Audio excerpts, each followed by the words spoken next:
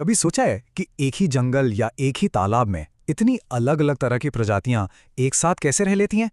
वो एक दूसरे के रास्ते में क्यों नहीं आती? मतलब उनमें झगड़ा क्यों नहीं होता? आज हम इसी दिलचस्प सवाल की तह तक जाएंगे। चलिए एक सीधी सी पहेली से शुरू करते हैं। सोचिए, एक बहुत बड़ा घना पेड़ है, उस पर कई तरह के पक्षी रहते हैं। तो फिर वो सब खाने के लिए दिन रात एक दूसरे से लड़ते क्यों नहीं रहते? इस रहस्य को सुलझाने के लिए ना हमें नेचर के दो बहुत जरूरी आइडियाज को समझना होगा। पहला है आवास और दूसरा है निकेत।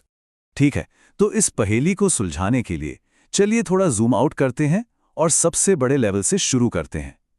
कल्पना कीजिए कि हम जीवन के एक विशाल स्टेज को देख रहे हैं, हमारी पृथ्वी, जहां ये सारा ड्रामा चल रहा है। इस स्टेज को साइंटिस्ट जैव मंडल या बायोस्फीयर कहते हैं। ये असल में पृथ्वी का वो हिस्सा है जहां जिंदगी मुमकिन है, चाहे वो जमीन हो, पानी हो या हवा।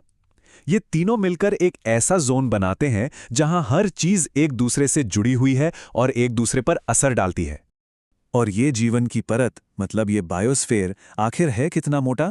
करीब 20 किलोमीटर। कमाल है ना? हालांकि ज्यादातर जिंदगी समुद्र में 500 मीटर की गहराई से लेकर जमीन से 6 किलोमीटर की ऊंचाई के बीच ही मिलती है। चलिए अब इस विशाल स्टेज से जूम करके किसी एक कलाकार के घर पर चलते हैं। तो बायोस्फीयर के इस बड़े से स्टेज पर हर जीव का एक पता होता है, और इसी पते को हम कहते हैं आवास या हैबिटेट। आसान शब्दों में कहें तो आवास वो जगह है जहां कोई भी प्रजाति रहती है, ये उसका घर है। जैसे एक शेर के लिए ये अफ्रीका का सवाना हो सकता है, एक मछली के लिए ये एक तालाब हो सकता है, ये बस उस प्रजाति का होम एड्रेस है। अब यहां एक छोटी लेकिन बड़ी मजेदार बात है। आवास और पर्यावरण में एक फर्क होता है। देखिए, हर आवास एक पर्यावरण है, लेकिन हर पर्यावरण एक आवास नहीं होता। मतलब एक आवास में जिंदगी का होना जरूरी है, जैसे एक जंगल, लेकिन किसी ज्वालामुखी का लावा वाला इलाका एक पर्यावरण तो है, पर शायद ही किसी का घर या आवास हो।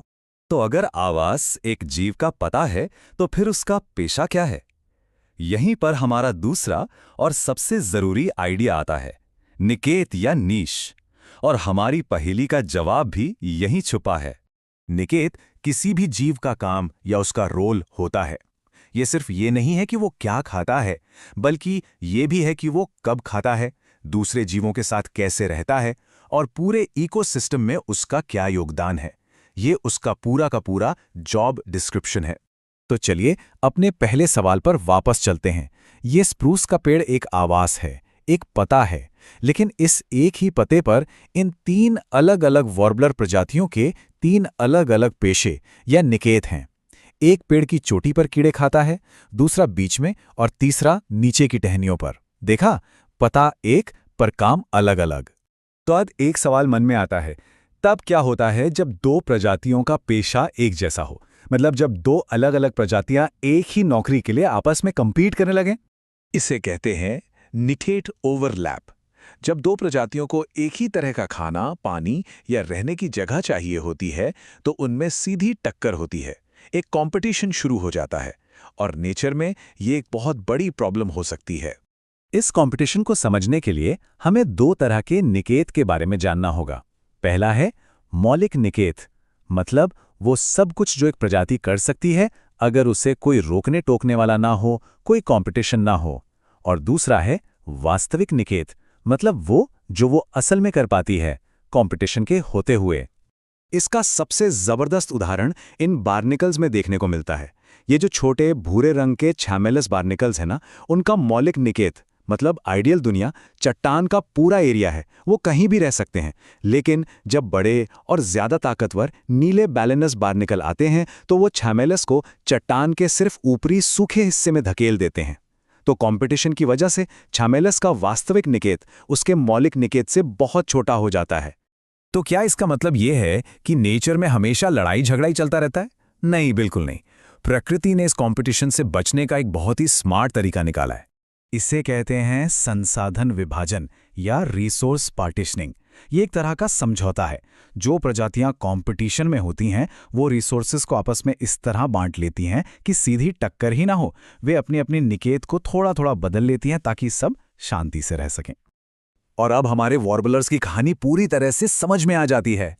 ये रिसोर्स पार्टीशनिंग का एक क्लासिक उदाहरण है। एक ही पेड़ पर रहते हुए उन्होंने खाने के रिसोर्स को ऊंचाई के हिसाब से बांट लिया है। केप सबसे ऊपर, बे ब्रेस्टेड बीच में और येलो रम्ड सबसे नीचे। कोई लड़ाई झगड़ा नहीं, सब सेट है। और ये सिर्फ पेड़ों पर ही नहीं होता।